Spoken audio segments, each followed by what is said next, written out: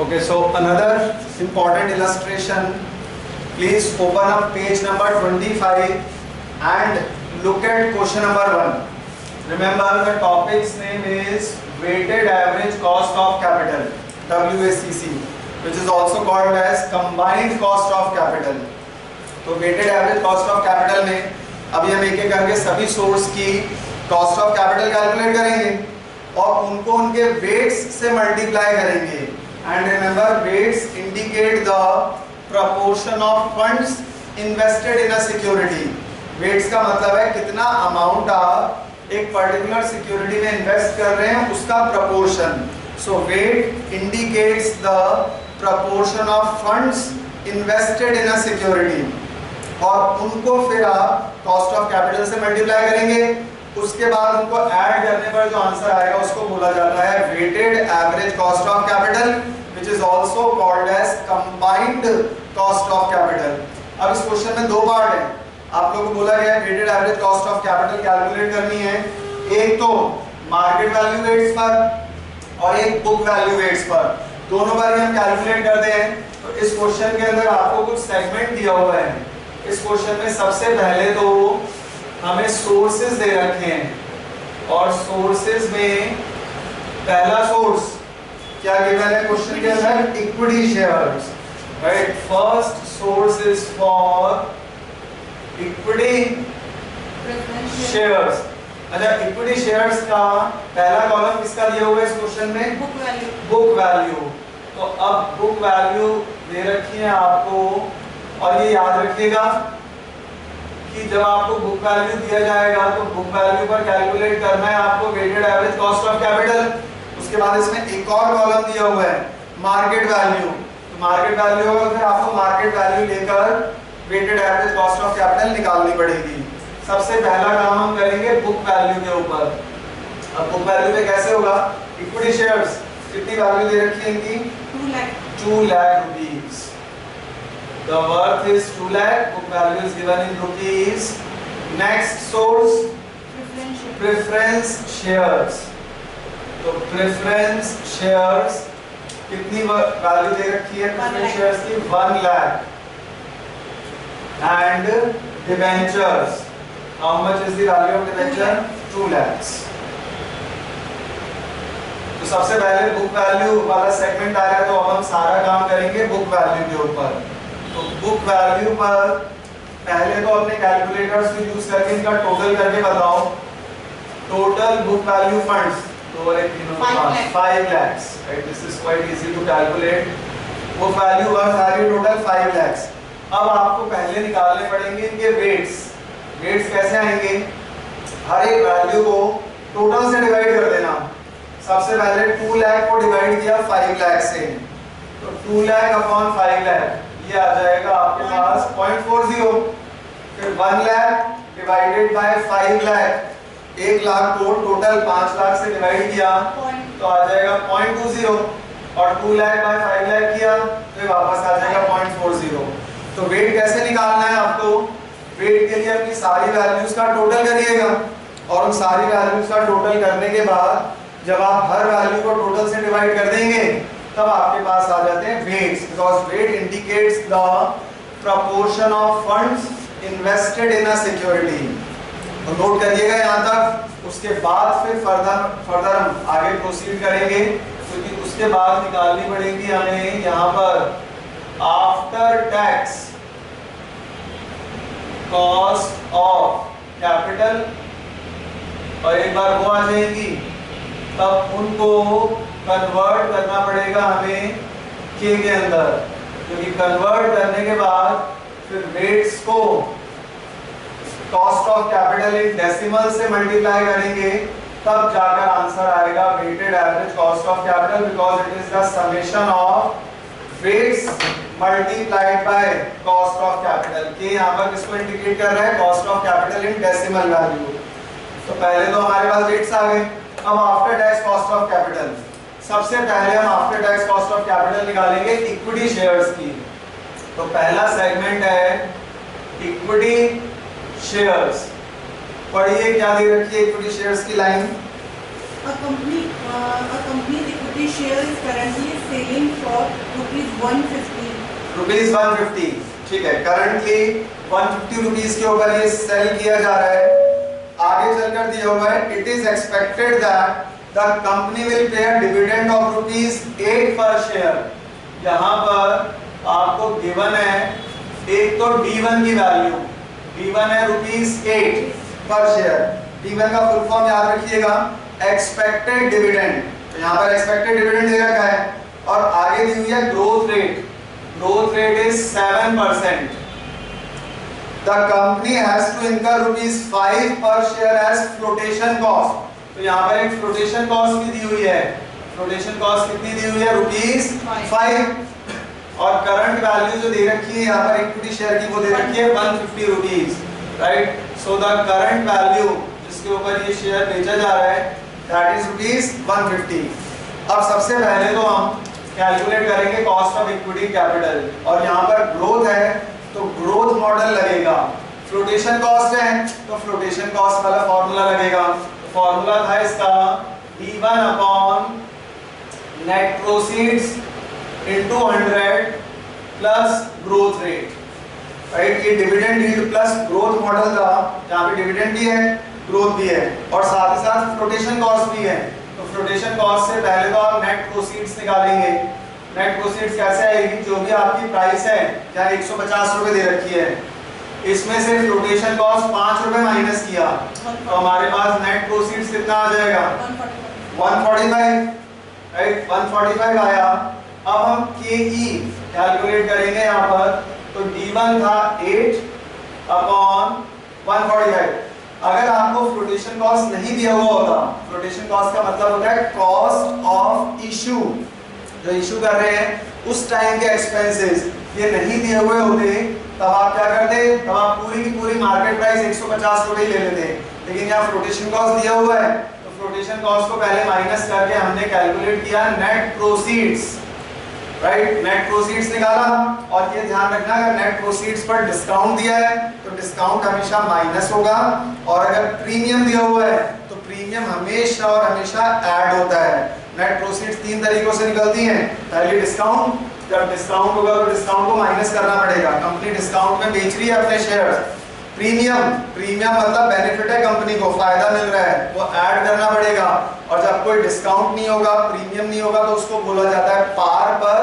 पार मतलब without any discount, without any premium, उसमें net proceeds आ जाएगा। सिंपली जो भी आपकी इशू प्राइस है, मार्केट प्राइस है, जो भी गिवन है उनमें से इशू प्राइस गिवन होगी तब तो इशू प्राइस ही लेना। मार्केट प्राइस दे रखी है और इशू प्राइस दे रखी है तो मार्केट प्राइस ले लीजिएगा। वो है यहाँ पर 150, उसमें से ₹5 फ्लोटेशन कॉस्ट माइनस किया, वैल्यू आ गई 145 इनटू 100 करिएगा, और ग्रोथ रेट पूरी लेना 7। पॉइंट्स में मत करिएगा क्योंकि ये इनटू 100 करके सीधा सीधा परसेंटेज में आ जाएगी। तो ये 7 भी क्या होगा? सीधा सीधा परसेंटेज में होगा। करो सबसे पहले तो 8 अपॉन 145 इनटू 100 करके बताइए कि हमारे पास वर्थ कितनी आ रही है इसकी। 8 अपॉन 145 मल्टीप्लाइड बाय 100, 5.517 तो 5.52 हो जाएगी, प्लस 7 किया, ये वाली वैल्यू आ गई 12.52%, राइट। चेक कर लीजिएगा वैल्यूज को एक बार। 8 अपॉन 145 वैल्यू 5.52 प्लस 7 किया तो ये होगी 12.52%। ये ध्यान रखिएगा, सारी की सारी cost of capital after tax होती है, केवल एक डिबेंचर होती है बिफोर टैक्स। तो बिफोर टैक्स को हमें बदलना पड़ेगा आफ्टर टैक्स में, उसका भी फॉर्मूला बताएंगे। लेकिन ये वाली वर्थ आई है 12.52%। अब इसको डेसिमल में कन्वर्ट किया, क्या हो जाएगी? 0.1252, राइट। नेक्स्ट चलते हैं प्रेफरेंस शेयर्स पर। प्रेफरेंस शेयर तो पहले ये नोट कर लीजिएगा, फिर वैल्यू निकालते हैं प्रेफरेंस शेयर्स की, और प्रेफरेंस शेयर्स का यहाँ सॉल्व कर देते हैं second segment for preference shares.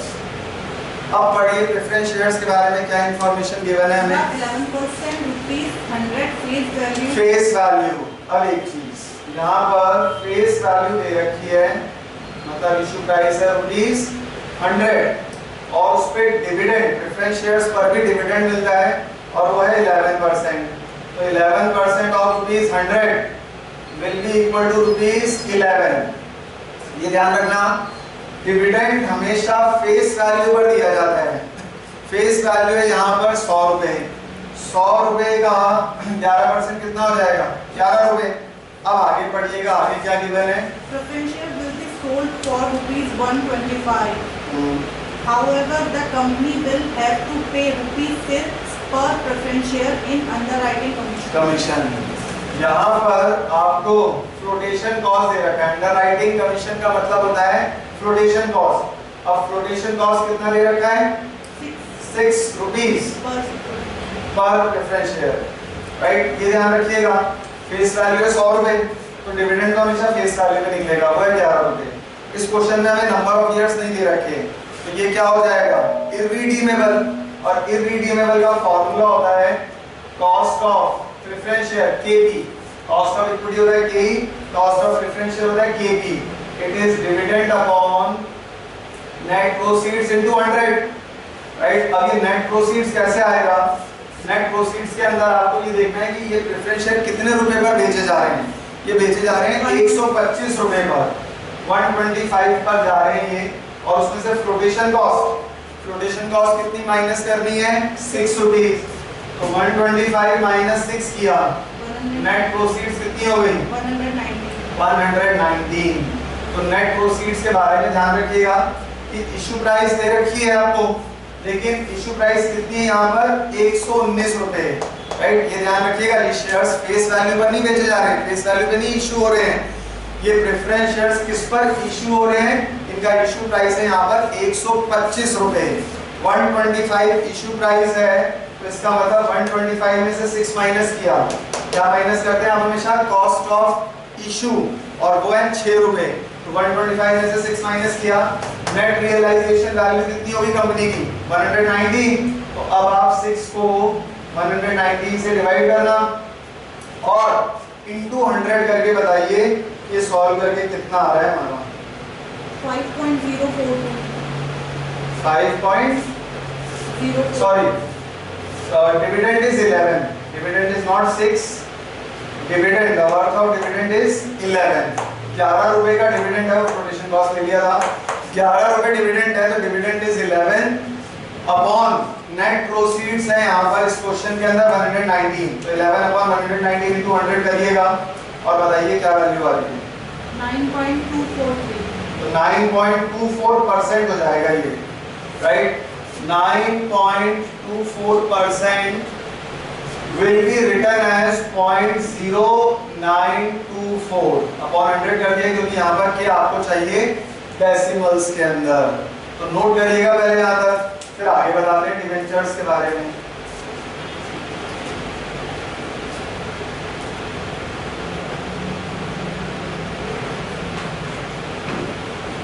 कीजिएगा नोट, और उसके बाद ये वाला सेगमेंट तो आपका हो गया होगा note. Then the third one is for debentures, and now pay attention on the worth of debentures. Thirdly, तो debentures के लिए इस क्वेश्चन में एक स्टेटमेंट दिया है, उस पर ध्यान दीजिएगा आप सभी। The company can sell a 10-year, underline करिएगा, नंबर ऑफ ईयर्स है 10, ₹500 face value debenture. Issue price है उसकी ₹500 विद 9% रेट ऑफ इंटरेस्ट। 3 चीजें तो हमें यहाँ पर पता लग रही हैं। सबसे पहले आपके पास यहाँ पर फेस वैल्यू यानी इशू प्राइस है ₹500, नंबर ऑफ ईयर्स है 10 ईयर्स। तो ये रीडीमेबल माना जाएगा, इट्स अ रीपेबल, रीडीमेबल। जब भी नंबर ऑफ ईयर्स होंगे तो रीडीमेबल लगेगा, नंबर ऑफ ईयर्स नहीं हुए, जैसे आप प्रेफरेंस शेयर्स में नहीं गिवन थे, तो वो लगता है इररिडीमेबल। तो रीडीमेबल का फॉर्मूला चेंज हो जाता है, नंबर ऑफ ईयर्स है 10, डिवेंचर्स पर मिलता है हमेशा इंटरेस्ट। बताइए कितना इंटरेस्ट है क्वेश्चन में? 9%। तो 9% ऑफ ₹500 करो कैलकुलेट, ₹500 का 9% कितना हो जाएगा? ये 45 रुपीज। तो पहली लाइन में हमें 3 चीजें पता लगी। Face value 500 rupees, number of years हैं 10 और रेट ऑफ इंटरेस्ट है 9%। आगे लिखा हुआ है एन अंडरराइटिंग फी ऑफ 2%, इसको भी अंडरलाइन कीजिएगा, 2% on issue price would be incurred to issue the debentures. तो यहाँ पर फ्लोटेशन कॉस्ट दे रखी है, कितनी है 2%, और ये निकलती है फेस वैल्यू के ऊपर, तो 500 रुपए का 2% ये हो जाएगा ₹10। सबसे पहले तो हम निकाल लेते हैं net proceeds, NP full form है नेट प्रोसीड्स, वो ध्यान रखिएगा, issue price minus flotation cost. Issue price है 500 और फ्लोटेशन कॉस्ट थी 10 रुपए, तो यहाँ पर नेट प्रोसीड्स आ गया 490। Now remember KD cost of debt capital, it is always calculated before tax. सारी की सारी कॉस्ट ऑफ कैपिटल में यही एकमात्र वन एंड ओनली वन वो कॉस्ट ऑफ कैपिटल है जो बिफोर टैक्स निकाली जाएगी, और बिफोर टैक्स को अभी हमें आफ्टर टैक्स में कन्वर्ट करना पड़ेगा, क्योंकि weighted average cost of capital तभी निकाल सकते हैं जब आपके पास सारी की सारी कॉस्ट ऑफ कैपिटल हमेशा आफ्टर टैक्स हो। बाकी सब तो आफ्टर टैक्स होती हैं, ये डिबेंचर केवल बिफोर टैक्स होता है। तो इसको पहले 1 माइनस टैक्स रेट वाले फॉर्मूले से बदलना पड़ेगा, आफ्टर टैक्स बनाना पड़ेगा, तब जाके आप weighted average cost of capital निकाल पाएंगे। खैर, सबसे पहले हम निकालते हैं केडी बिफोर टैक्स। इसको निकालने का फॉर्मूला है I plus NB minus NP upon NP plus NP by 2 into 100। पहले तो नोट करिएगा इस फॉर्मूले को और फिर आपको बताते हैं कि फॉर्मूला कैसे लगेगा। याद रखिएगा, आय है यहाँ पर इंटरेस्ट, और इंटरेस्ट कितने रुपए का है इस क्वेश्चन के अंदर, इंटरेस्ट है 45, plus maturity value, maturity value question में दे रखी है 500 रुपीज, जो इश्यू प्राइस है वही मैच्योरिटी वैल्यू हो जाएगी। नेट प्रोसीड्स, नेट प्रोसीड्स था इस क्वेश्चन में 490, एमपी का full form maturity value 500 minus net proceeds 490 जो ऊपर निकाला था हमने। नेट प्रोसीड्स यहाँ पर हाईलाइट कर देते हैं so that everybody remembers it, divided by n, number of years है इस क्वेश्चन में 10 upon 500 plus 490 by 2, maturity value plus net proceeds by 2। इस पूरे को सॉल्व करके इनटू 100 करके बताइए कितना आ रहा है। ये वाली वैल्यू पहले तो हो जाएगी 45 प्लस 500 माइनस 490 हो गया केवल 10, 10 अपॉन 10 हो गया 1, तो ऊपर तो आ गया 1, राइट,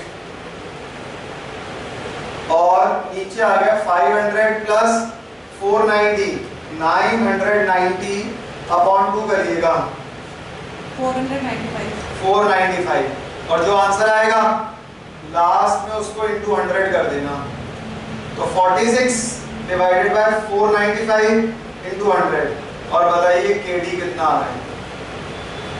9.2929, तो 9.29% ले लेते हैं। अब ये आ गई 9.29%, इसको हमें बदलना पड़ेगा केडी आफ्टर टैक्स के अंदर।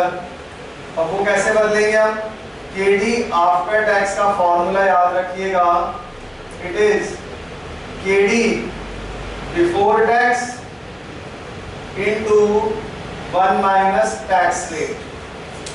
केडी आफ्टर टैक्स क्या फॉर्मूला है, केडी बिफोर टैक्स वो आया था 9.29 into 1 minus tax rate. Search करो क्या कोई टैक्स रेट गिवन है इस क्वेश्चन में, if any tax rate is given, ऊपर से नीचे तक कहीं पर कोई भी टैक्स रेट नहीं गिवन है हमें। 50% है टैक्स रेट, हाँ इस टेबल के नीचे टैक्स रेट इज 50%, तो 50% को क्या लिया जाएगा 0.50, 40% होता तो 0.40 लेते, 20% होता तो 0.20, कुछ भी नहीं गिवन हो तो हमेशा 50% एज्यूम करना है। तो अब आप पहले तो 9.29 को 0.50 से मल्टीप्लाई करो और बताइए कितना आ रहा है। 4.645 4.645, दो प्लेस तक ले लेते हैं, ये 4.65% बन जाएगा। सो 4.65% will be written as 0.0465, decimal में कन्वर्ट किया, राइट, 9.29 into 0.50, 4.65। अब आप लोग पहले समझिएगा फिर नोट करना, keep the calculators in your hand.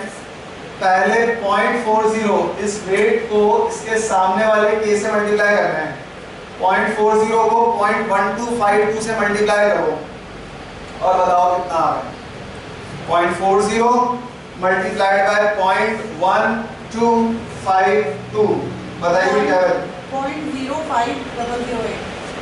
0.05008, तो 1 ले लेते हैं इसको, 0.0501।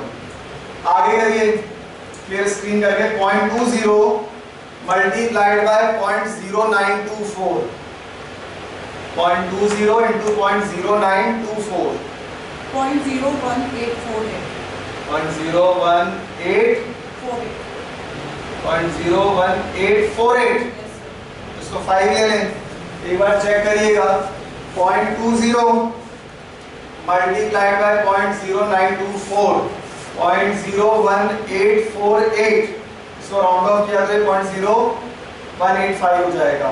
नेक्स्ट लास्ट है 0.40 को 0.0465 से मल्टीप्लाई करिए, 0.4 into 0.0465 मल्टीप्लाई कीजिएगा एक बार, 0.0186। 0.0186, ये हो गया 0.0186। अब एक बार इन तीनों का टोटल करिए और टोटल करके बताओ कितना आ रहा है। 0.0501 प्लस 0.0185 एंड 0.0186, इन सब का टोटल करने पर जो आंसर आएगा वही कहा जाएगा weighted average cost of capital. 0.2537। दोबारा करिएगा, टोटल में कुछ गड़बड़ आ रही है। Weighted average cost of capital इतना हायर लेवल पे नहीं होगा, सब में 0 है, तो आ ही नहीं सकता। 0.0501 प्लस 0.0185 एंड 0.0186,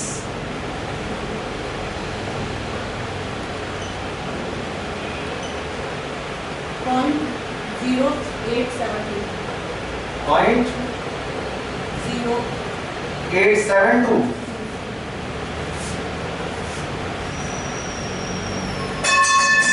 0.872, करेक्ट। तो weighted average cost of capital कैसे आया था? जो W into K था, इनका टोटल किया, टोटल करने पर वैल्यू आ रही है 0.0872, और अगर आपको इसको परसेंटेज में देना है तो ये हो जाएगा 8.72%। अब नोट करिएगा इसको, और कोई भी दिक्कत हो वो पूछ सकते हैं। 0.0872 और 8.72% will be the weighted average cost of capital on book value rates. ये सारी की सारी किस पर निकले हैं? बुक वैल्यू के ऊपर। काइंडली नोट डाउन अपने लिए, then we are going to proceed further for the second part. इस क्वेश्चन का एक सेकंड पार्ट भी है, लेकिन वो बहुत छोटा सा पार्ट है, उसमें सारी कॉस्ट ऑफ कैपिटल तो सेम रहेगी। सेकंड पार्ट पढ़िएगा, एक और इसके अंदर मार्केट वैल्यू रेट्स, राइट। तो पहले तो ये चेक कर लीजिए, नोट हो चुका है सभी का? This is done, okay. Next market value. अब इसका जो अगला सेगमेंट है वो है मार्केट वैल्यू रेट्स पर। वो कैसे निकलेगा? उसके लिए आपको केवल ये बुक वैल्यू की जगह पर, स्टेटमेंट तो दूसरी बनाएंगे आप, लेकिन बुक वैल्यू की जगह पर आपको मार्केट वैल्यू लिख देना है। बताइए कितना कितना है मार्केट वैल्यू? फर्स्ट का 3 लाख, 3 lakhs, 1,20,000, 1,20,000, 1,80,000। 1,80,000। अब आप सबसे पहले तो इनके वेट्स निकालेंगे। वेट्स कैसे आएंगे? पहले टोटल करो इनका 6 lakhs, और अब 3 लाख को डिवाइड करो 6 लाख से, और बताइए क्या आ जाएगा? I guess this will be equal to 0.50। 1,20,000 upon 6 lakh.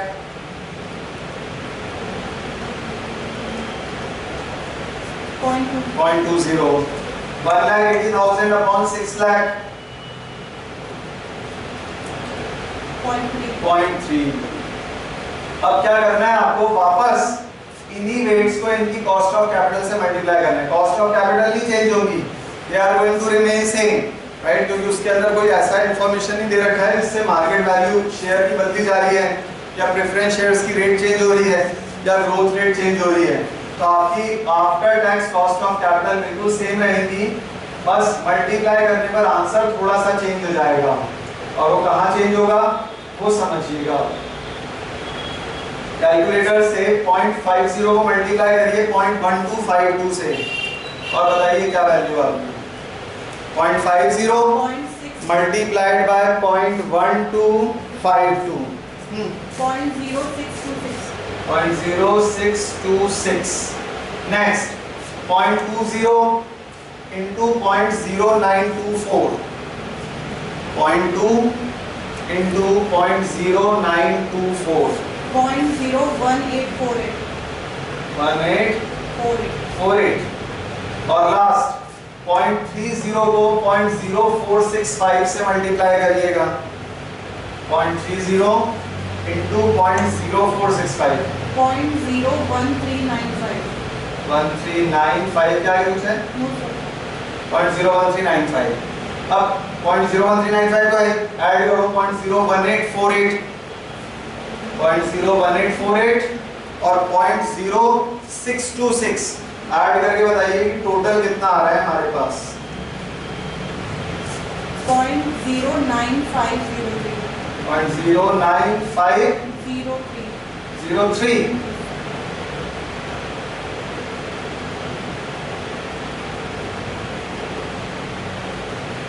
एक बार और टोटल लीजिएगा 0.0626 plus 0.01848 plus 0.01395.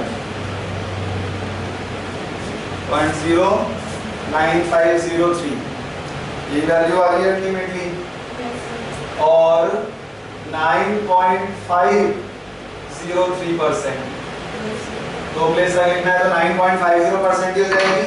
This will be the weighted average cost of capital. दो बार ये क्वेश्चन होगा, एक बार बुक वैल्यू के ऊपर तो बुक वैल्यू वाले वेट्स लीजिएगा, एक बार मार्केट वैल्यू पर तो मार्केट वैल्यू वाले वेट्स लेकर दोनों बार आपको कैलकुलेट करनी है यहाँ पर weighted average cost of capital.